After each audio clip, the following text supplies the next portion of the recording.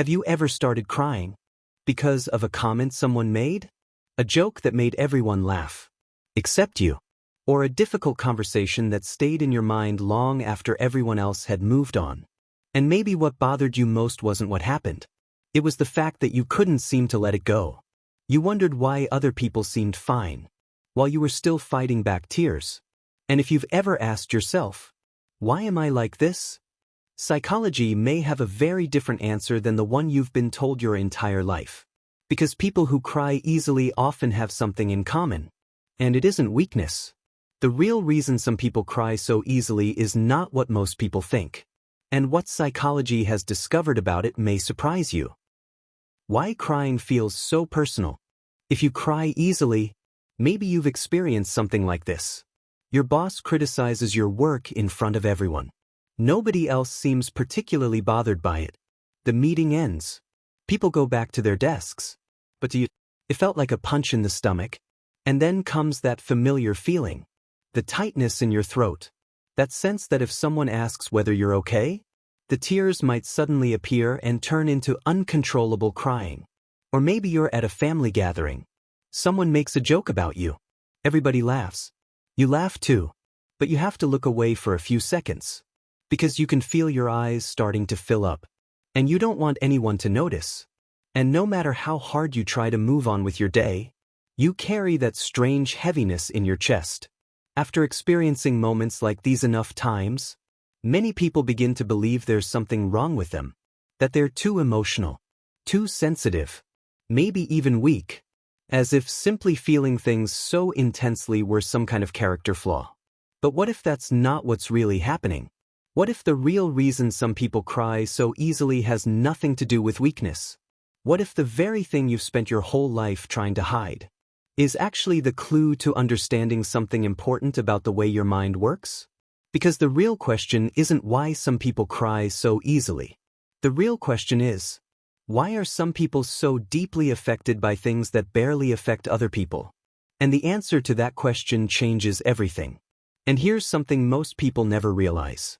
The people who cry easily are often not reacting only to what happened in that moment. They're reacting to what that moment means. And that meaning may have been forming for much longer than you think. It may have started earlier than you think. There's another possibility most people never consider.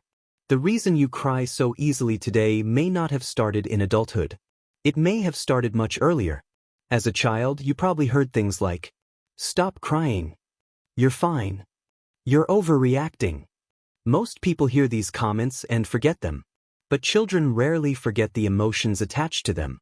The interesting thing is that children don't judge emotions the way adults do.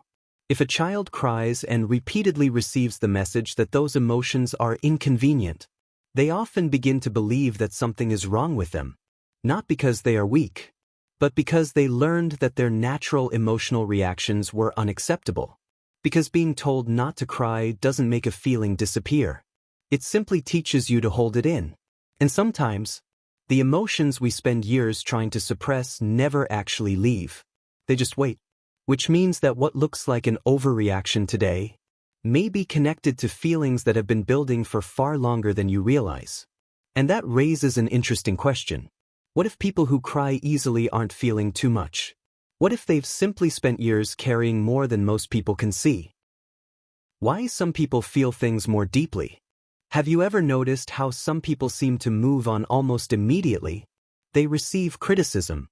They feel disappointed. They go through something difficult. And a few days later, they seem to have left it behind. Others don't. They keep thinking about it. They keep feeling it. They carry it with them for much longer. And psychology suggests that this may not simply be a matter of personality.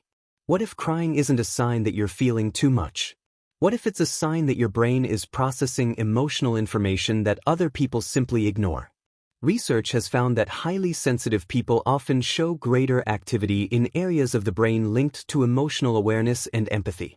In other words, they're not imagining things. Their brains may actually be responding more intensely to emotional information. A disappointment takes longer to fade. But kindness feels deeper too. Meaning feels deeper too. And that may be one reason why people who cry easily often experience both the pain and beauty of life more intensely than those around them. The hidden strength most people never see. But there's something that rarely gets mentioned when people talk about those who cry easily. We talk about the pain. We talk about the sensitivity. We talk about how deeply certain situations can affect them. But almost nobody talks about the other side of this trait. Because the same sensitivity that causes some people to hurt more deeply can also help them understand others more deeply.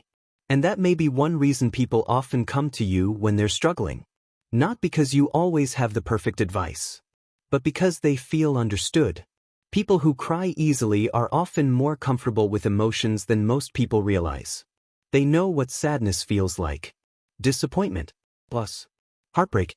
And because they've spent so much time navigating those emotions themselves, they often recognize them in others, sometimes before a single word is spoken.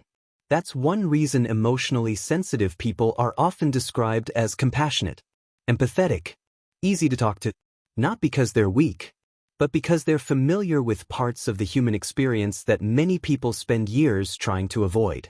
And that may be one of the hidden strengths behind emotional sensitivity.